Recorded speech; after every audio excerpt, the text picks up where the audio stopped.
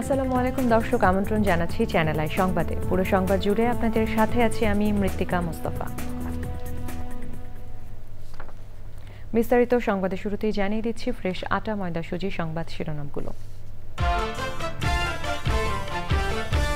গাজায় যুদ্ধ বন্ধে মার্কিন প্রেসিডেন্ট ডোনাল্ড ট্রাম্পের ২০ দফা প্রস্তাবে ইসরায়েলের প্রধানমন্ত্রী নেতানিয়াহুর সম্মতি পর্যালোচনা করছে হামাস। অবাধ সুষ্ঠু শান্তিপূর্ণ নির্বাচনের জন্য বিশ্ব নেতাদের সহায়তা চাইলেন প্রধান উপদেষ্টা ডক্টর ইউনূস। বাংলাদেশ এক গুরুত্বপূর্ণ সময় অতিক্রম করছে মন্তব্য। জুলাই আন্দোলন দমনে সারা দেশে ৩,৫,০০০ রাউন্ড গুলি ছুড়েছিল আইন শৃঙ্খলা বাহিনী, ট্রাইব্যুনালে তদন্ত কর্মকর্তার সাক্ষ্য। বিক্ষোভ সহিংসতা প্রাণহানিতে থমথমে খাগড়াছড়ি, নিহতদের সৎকার ও আহতদের চিকিৎসায় ঢাকা খাগড়াছড়ি ও চট্টগ্রাম খাগড়াছড়ি সড়কে অবরোধ শিথিল। সবুজে সাজায় বাংলাদেশ স্লোগানে টাঙ্গাইলের প্রকৃতি ও জীবন ক্লাবের বৃক্ষরোপণ, বৃক্ষায়নে পরিবেশ সুরক্ষায় উদ্বুদ্ধ হচ্ছে তরুণ প্রজন্ম।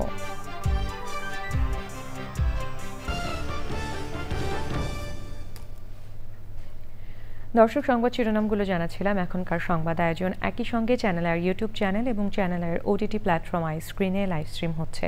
যাচ্ছে বিস্তারিত সংবাদে।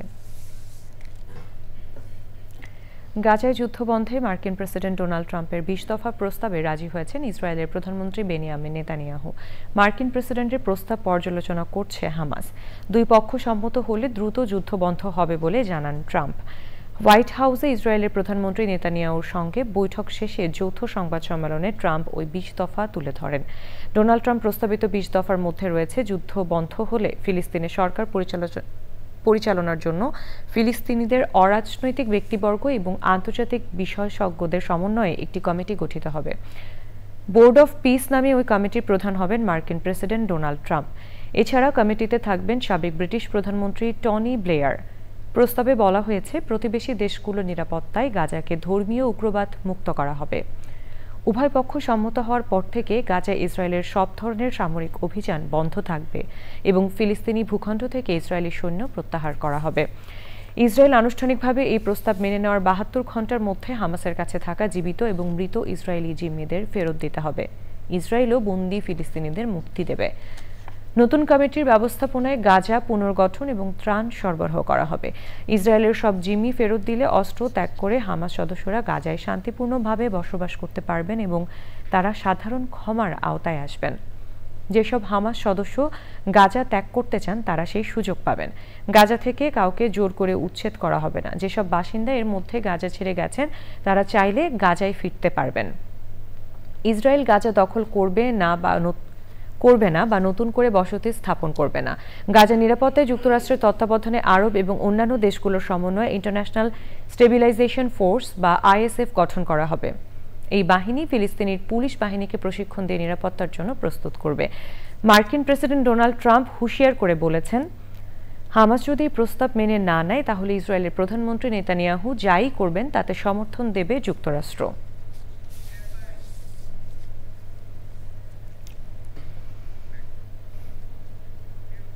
আগামী ফেব্রুয়ারিতে অনুষ্ঠিতব্য বাংলাদেশের জাতীয় নির্বাচন যাতে অবাধ, গ্রহণযোগ্য এবং শান্তিপূর্ণভাবে হতে পারে সেজন্য বিশ্ব নেতাদের সহায়তা চেয়েছেন প্রধান উপদেষ্টা অধ্যাপক ডক্টর মোহাম্মদ ইউনূস। আন্তর্জাতিক মানবাধিকার কর্মীদের আরও ঘন ঘন বাংলাদেশ সফরের আহ্বান জানিয়েছেন তিনি। মোস্তফা মলিকের রিপোর্ট। জাতিসংঘের সাধারণ পরিষদের অধিবেশনের কারণে বিশ্ব নেতারা এখন যুক্তরাষ্ট্রের নিউ ইয়র্কে। নানা আলোচনা ও ইস্যু নিয়ে ব্যস্ত সময় পার করছেন অন্তর্বর্তী সরকারের প্রধান উপদেষ্টা প্রফেসর মোহাম্মদ ইউনূস। নিউ ইয়র্কে রবার্ট এফ ক্যানেডি মানবাধিকার সংস্থার সভাপতি ক্যারি ক্যানেডির নেতৃত্বে শীর্ষ মানবাধিকার প্রতিনিধি দলের সঙ্গে বৈঠক করেন ড ইউনূস। ১ ঘণ্টারও বেশি সময় ধরে চলা বৈঠকে ইউনূস বলেন, দিন শেষে মানবাধিকার কর্মীরা হচ্ছেন জনগণের কণ্ঠস্বর। বৈঠকে প্রতিনিধি দলকে বাংলাদেশে আসন্ন নির্বাচন, চলমান সংস্কার প্রক্রিয়া ও মানবাধিকার সুরক্ষায় নেয়া পদক্ষেপ সম্পর্কে বিস্তারিত তুলে ধরেন তিনি। প্রধান উপদেষ্টা বলেন, একটি ভেঙে পড়া ব্যবস্থা পুনর্গঠন কাজ শুরু করেছে সরকার। সামনের নির্বাচন প্রসঙ্গে অধ্যাপক ইউনূস বলেন, সরকার চায় ফেব্রুয়ারিতে এমন একটি নির্বাচন হোক যা বাংলাদেশ আগে কখনো দেখেনি। সরকারের লক্ষ্য দেশের ইতিহাসে সর্বোচ্চ ভোটার উপস্থিতি নিশ্চিত করা। জাতিসংঘ সদর দপ্তরে জাতিসংঘের মহাসচিব অ্যান্তোনিও গুতেরেসের সঙ্গে বৈঠক করেছেন প্রধান উপদেষ্টা। বাংলাদেশের চলমান গণতান্ত্রিক উত্তরণ ও সংস্কারের প্রতি পূর্ণ সমর্থন ও সংহতি প্রকাশ করেছেন জাতিসংঘ মহাসচিব। বৈঠকে রাজনৈতিক সংস্কার, ফেব্রুয়ারিতে নির্ধারিত সময়ে নির্বাচন অনুষ্ঠান, জুলাই আন্দোলনে হত্যাযজ্ঞ ও নৃশংসতার বিচার সহ নানা বিষয়ে আলোচনা হয়। প্রধান উপদেষ্টা জাতিসংঘ মহাসচিবকে অন্তর্বর্তী সরকারের নানা সংস্কার কার্যক্রম এবং সুষ্ঠু নির্বাচনের নিশ্চয়তার কথা বলেন। প্রধান উপদেষ্টা বলেন, আগামী কয়েক মাস বাংলাদেশের জন্য অত্যন্ত গুরুত্বপূর্ণ। ক্ষমতাচ্যুত সরকার এবং তার সহযোগীরা ভোটের আগে যাতে দেশকে অস্থিতিশীল করতে না পারে সেজন্য জাতিসংঘের সহায়তা চান অধ্যাপক ইউনূস। মহাসচিব গুতেরেস বাংলাদেশের গণতান্ত্রিক রূপান্তর এবং সংস্কার কার্যক্রমে জাতিসংঘের সমর্থন পুনর্ব্যক্ত করেন। মহাসচিব বিশ্বব্যাপী রোহিঙ্গা সংকটের টেকসই সমাধানের জন্য জাতিসংঘ সহ বিশ্বের সমর্থন রয়েছে বলে জানান। বাংলাদেশি বংশোদ্ভূত জাতিসংঘের সর্বোচ্চ পদমর্যাদার কর্মকর্তা আন্ডার সেক্রেটারি জেনারেল রাবাব ফাতিমার সঙ্গে বৈঠক করেছেন অধ্যাপক ইউনূস। বৈঠকে আন্ডার সেক্রেটারি জেনারেল জানিয়েছেন, এলডিসি মর্যাদা থেকে উত্তরণের জন্য বাংলাদেশের জন্য যা ভালো হয় তাই করবে জাতিসংঘ। এজন্য অধ্যাপক ইউনূস ধন্যবাদ জানান রাবাব ফাতিমাকে। Mostafa Mallick, channel I. জুলাই গণঅভ্যুত্থান দমনে সারা দেশে আইনশৃঙ্খলা বাহিনী প্রায় 3,05,000 রাউন্ড গুলি ছুড়েছিল, যার মধ্যে শুধু ঢাকায় ব্যবহার করা হয় 95,000 রাউন্ড গুলি। ট্রাইব্যুনালে দেওয়া সাক্ষ্যে এই তথ্য দিয়েছেন শেখ হাসিনা সহ 3 জনের বিরুদ্ধে মামলার সর্বশেষ সাক্ষী তদন্ত কর্মকর্তা মোহাম্মদ আলমগীর। মানবতা বিরোধী অপরাধের আরেক মামলায় জাসদ সভাপতি হাসানুল হক ইনুর বিরুদ্ধে চার্জ গঠনের শুনানি 14 অক্টোবর। পরাগ আজমের রিপোর্ট।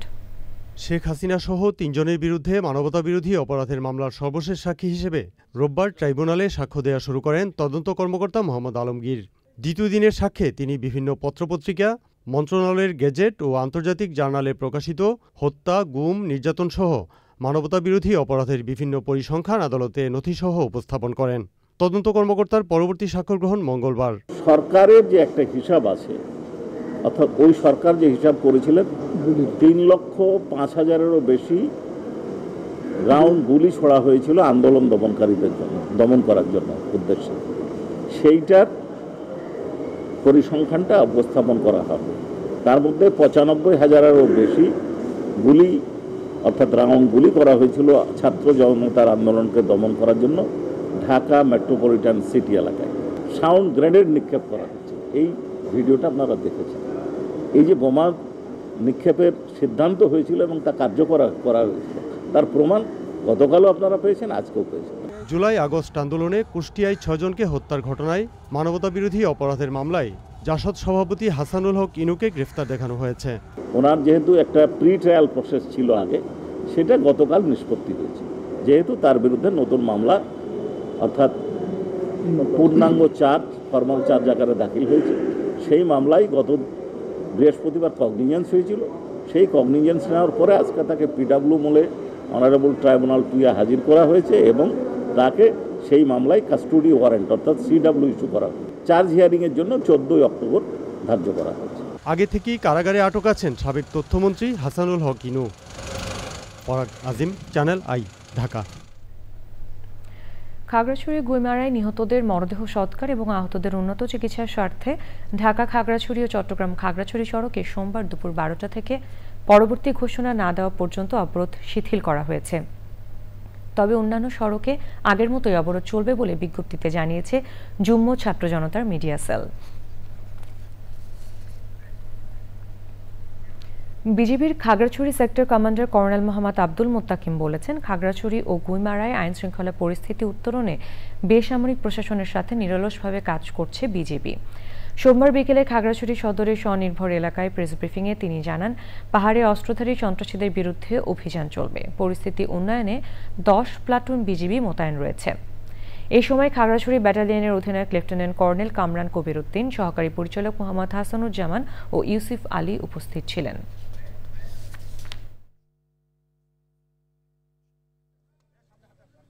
এখন পর্যন্ত আমাদের জানা মতে আমাদের কঠোর অবস্থানের কারণে খাগড়াছড়ি এলাকার আশেপাশের এলাকায় কোথাও কোনো অপ্রীতিকর ঘটনা ঘটেনি এবং আমার বিশ্বাস যে আমরা আমাদের চেষ্টা অব্যাহত রেখেছি। যে অবরোধ ডাকা হয়েছে অবরোধটিও অতি দ্রুত এই এলাকা থেকে এটা প্রত্যাহার করা হবে এবং আমরাও 144 ধারা প্রত্যাহার করে নেব যদি অবরোধ প্রত্যাহার করা হয় এবং সেই ক্ষেত্রে এলাকা শান্তি শৃঙ্খলা আবার স্বাভাবিক হবে বলে আমি আশা করি। সবুজে সাজাই বাংলাদেশ স্লোগানে টাঙ্গাইলে প্রকৃতি ও পরিবেশের উন্নয়নে বৃক্ষরোপণ করেছে প্রকৃতি ও জীবন ক্লাব। মোবাইল নেটওয়ার্ক অপারেটর বাংলালিংককে সাথে নিয়ে সবুজ বেষ্টনী গড়ার অভিযাত্রায় সর্বস্তরের মানুষের স্বতঃস্ফূর্ত অংশগ্রহণে বেগবান হচ্ছে পরিবেশ রক্ষার আন্দোলন। উদ্যোগের ভূয়সী প্রশংসা করে বিশিষ্টজনেরা বলছেন, বৃক্ষায়নে পরিবেশ সুরক্ষায় উদ্বুদ্ধ হচ্ছে তরুণ প্রজন্ম। মুসলিম উদ্দিন আহমেদের তথ্য ও ভিডিও চিত্র নিয়ে আফরোজা হাসির রিপোর্ট। দেশের তৃতীয় বৃহত্তম বনভূমি মধুপুরগড়। চরম আবহাওয়ায় দুর্যোগকালীন প্রাকৃতিক সুরক্ষা দেয়াল মধুপুরগড়ের গভীর প্রভাব রয়েছে আর্থসামাজিক উন্নয়নেও। কালের পরিক্রমায় বেপরোয়া আগ্রাসনে 1,22,000 একর এই বনের বেদখল প্রায় অর্ধেক বনভূমি। সেই সাথে অতিরিক্ত বনজ সম্পদ আহরণ, অপরিকল্পিত নগরায়নে ভারসাম্য হারাচ্ছে টাঙ্গাইলের পরিবেশ প্রতিবেশ।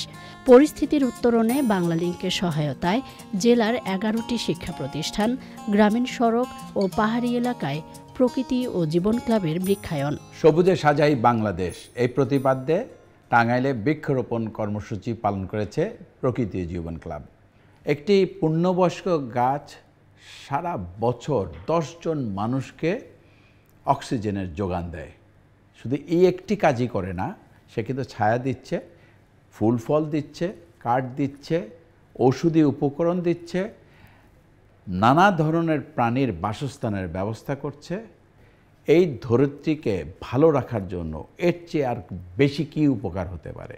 সুতরাং আমরা আসুন সবাই হাতে হাত মিলিয়ে এই সারা বাংলাদেশে বৃক্ষরোপণের কর্মসূচিকে এগিয়ে নিয়ে যাই এবং বাংলাদেশটাকে সবুজে ছেয়ে ফেলি। হাজারো শিক্ষার্থীর উচ্ছ্বসিত অংশগ্রহণে সবুজ উৎসবে আনে ভিন্ন মাত্রা। গাছ না থাকলে আমাদের কি বেঁচে থাকতে পারতাম না। যদি আমরা গাছ লাগাতে থাকি তাহলে পরিবেশ রক্ষা হবে।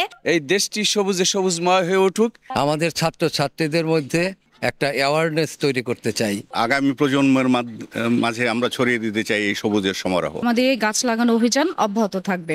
সম্মিলিত প্রচেষ্টায় সারা দেশ সবুজে ভরে উঠবে প্রত্যাশা বিশিষ্টজনদের। কর্মসূচিতে বাংলালিংক অংশ নিতে পেরে গর্বিত এবং ভবিষ্যতে এই ধরনের ভালো কাজের সাথে বাংলালিংক সবসময় থাকবে। প্রকৃতি ও জীবন ফাউন্ডেশনের মাধ্যমে যেন এই কর্মসূচিটা আরও সামনে বজায় থাকে এই কামনা করছি। অত্যন্ত যুগান্তকারী একটি পদক্ষেপ। পরিবেশের ভারসাম্য রক্ষার জন্য বৃক্ষরোপণ কর্মসূচি খুবই গুরুত্বপূর্ণ। এটা ছাত্রদের একটু উৎসাহ যোগাবে এবং তারা যে বৃক্ষরোপণের যে তারা যে আগ্রহ যেটা হারিয়ে ফেলছিল সেটা তারা পুনর্জীবিত করবে। প্রাকৃতিক দুর্যোগ মোকাবেলার পাশাপাশি পরিবেশ সুরক্ষায় বৃক্ষায়ন অব্যাহত রাখার আহ্বান পরিবেশবাদী সহ সচেতন মহলের। আফরোজা হাসি, চ্যানেল আই। দর্শক, এবারে চলে রাজধানীতে পৃথক অভিযানে কার্যক্রম নিষিদ্ধ আওয়ামী লীগ ও এর অঙ্গ সংগঠনের 3 জনকে গ্রেপ্তার করেছে সেনাবাহিনী। সোমবার রাতে পূর্ব বাড্ডায় অভিযান চালিয়ে 3টি ককটেল উদ্ধার করে সেনাবাহিনীর 46 ব্রিগেডের একটি বিশেষ ইউনিট। তাদের মধ্যে মূল পরিকল্পনাকারী নিজাম আর ককটেল বহনের দায়ে গ্রেপ্তার করা হয় সিফাত ও হৃদয়কে। সেনাবাহিনীর তথ্য অনুযায়ী যুক্তরাষ্ট্র থেকে পুরো কার্যক্রম পরিচালনা করছে মিল্কি হত্যা মামলার চার্জশিটভুক্ত প্রধান আসামি সাখাওয়াত হোসেন চঞ্চল। এর আগে গেল 24 সেপ্টেম্বর রাজধানীর তেজগাঁও ও ফার্মগেট এলাকায় কার্যক্রম নিষিদ্ধ আওয়ামী লীগ ও এর অঙ্গ সংগঠনের নেতাকর্মীদের ঝটিকা মিছিল থেকে 40 জনকে আটক করে ডিএমপি, ডিবি ও সেনাবাহিনী। সেই ধারাবাহিকতায় নিয়মিত চালানো অভিযানে গ্রেপ্তার করা হয় এই 3 জনকে। ঢাকা বিশ্ববিদ্যালয়ের সাবেক ডেপুটি রেজিস্ট্রার, বাংলাদেশ বেতার ও টেলিভিশনের লোকসঙ্গীত শিল্পী, বাংলাদেশ মুক্তিযোদ্ধা সংসদের ঢাকা মহানগরের সাবেক ডেপুটি কমান্ডার, বীর মুক্তিযোদ্ধা পীরজাদা শাহ সুফি মির্জা শামসুল আলম চিশতি নিজামী রহমতুল্লাহ আলাইহির প্রথম মৃত্যুবার্ষিকী আজ। 2024 সালে 74 বছর বয়সে তার মৃত্যু হয়। মৃত্যুবার্ষিকীতে তার বাসভবনে দোয়া মাহফিল ও দুস্থদের মাঝে খাবার বিতরণের আয়োজন করা হয়েছে। বাদ আসর আজিমপুর কবরস্থানে তার প্রতি শ্রদ্ধা নিবেদন করা হবে। এবারে কৃষি সংবাদ।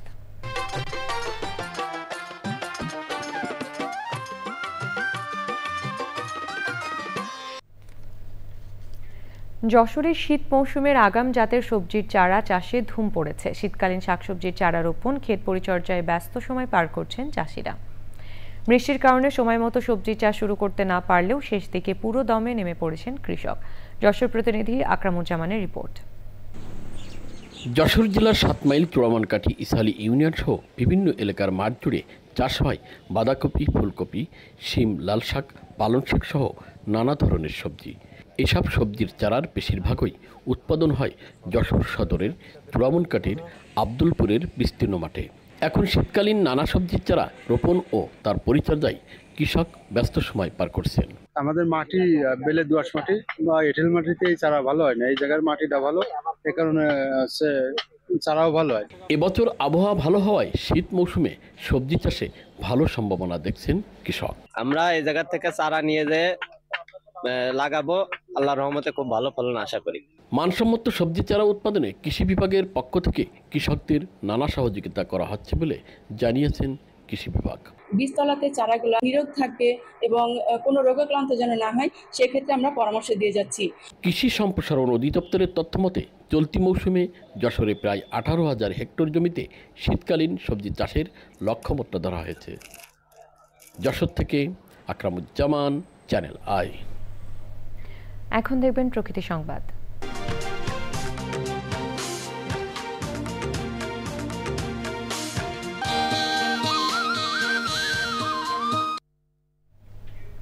প্রায় 3 দশকের স্থবিরতা কাটিয়ে চাঁদপুরের শাহরাস্তিতে শুরু হয়েছে খাল পুনঃখনন ও পয় নিষ্কাশন সংস্কার কার্যক্রম। দখল দূষণে খাল নালা ভরাট ও অকেজো হওয়ায় জনদুর্ভোগ ছিল নিত্যসঙ্গী। এমন অবস্থায় সংস্কার কার্যক্রমে আশার আলো দেখছেন পৌরবাসী। সংবাদদাতার তথ্য ও ভিডিওচিত্র নিয়ে সৈয়দ মাদিহ অদিতের রিপোর্ট। 1998 সালের 14 অক্টোবর আনুষ্ঠানিক যাত্রা শুরু করে শাহরাস্তি পৌরসভা। জনসংখ্যা আর নগরায়নের সঙ্গে তাল মিলিয়ে বাড়েনি নাগরিক সুবিধা। দখল দূষণে বন্ধ হয়ে যায় খাল নালার প্রবাহ। আগ্রাসনে অস্তিত্ব হারাতে বসে পৌরসভার ছোট বড় 17টি খাল। ফলে দেখা দেয় তীব্র পয় নিষ্কাশন সমস্যা। 3 দশক পর সংস্কার শুরু হয় সাধুবাদ জানিয়েছেন স্থানীয়রা। আমাদের খালগুলো অনেক সংস্কার হওয়ার কারণেই এখন জনদুর্ভোগ অনেকটাই কমে গেছে। সময় সংস্কারের মধ্যে ছিল মেয়ারগোদা খাল, যেটি সংস্কার আওতায় আসেনি, সেটি উনি সংস্কার করে পানি প্রবাহমান নিশ্চিত করেছেন। পৌর প্রশাসক উনি একটা উদ্যোগ নেওয়ার পর দিয়ে পৌরসভার পক্ষ থেকে খালটা খনন করার পর দিয়ে এখন এই এলাকার পানিগুলি খুব সুন্দরভাবে এখন নিষ্কাশন হচ্ছে। আমাকে উপকার হয়েছে, আল্লাহর রহমতে ভালো হয়েছে এটা খালটা করণে। পুনঃখননের কাজ চলমান থাকবে জানিয়েছে প্রশাসন। এই জায়গাগুলোতে আমাদের সেবা দিতে গিয়ে সমস্যা হচ্ছে বা উন্নয়ন কাজের কোথাও কোনো ত্রুটি বা অনিয়ম পাচ্ছি, সেগুলো আমরা ব্যবস্থা নিচ্ছি। যে সমস্যাগুলো আমরা অবহিত হচ্ছি বা চিহ্নিত করতে পারছি, সে বিষয়ে আমরা ব্যবস্থা নিচ্ছি। সংস্কার কাজ বাস্তবায়নে গ্রহণ করা হয়েছে 5,55,52,000 টাকার প্রকল্প। সৈয়দ মাদিহ অদিত, প্রকৃতি ও জীবন ডেস্ক, চ্যানেল আই। সবশেষে ফ্রেশ আটা ময়দা সুজি সংবাদ শিরোনামগুলো জানিয়ে দিচ্ছি আরও একবার।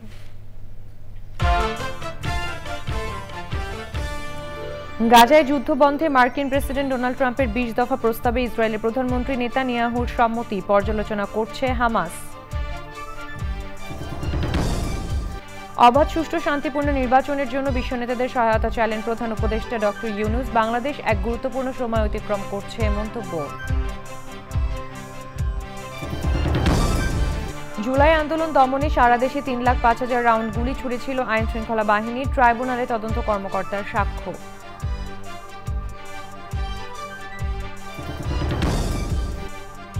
বিক্ষোভ সহিংসতার প্রাণহানিতে থমথমে খাগড়াছড়ি। নিহতদের সৎকার ও আহতদের চিকিৎসায় ঢাকা খাগড়াছড়ি ও চট্টগ্রাম খাগড়াছড়ি সড়কে অবরোধ শিথিল।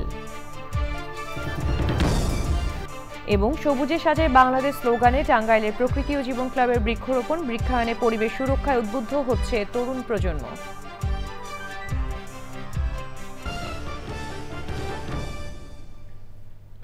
চ্যানেল আইয়ের সর্বশেষ সংবাদ জানতে ভিজিট করুন channelionline.com এবং যুক্ত থাকুন আমাদের সোশ্যাল মিডিয়া প্ল্যাটফর্মগুলোর সাথে। এই ছিল এখনকার সংবাদ। সবাইকে সাথে থাকার জন্য ধন্যবাদ।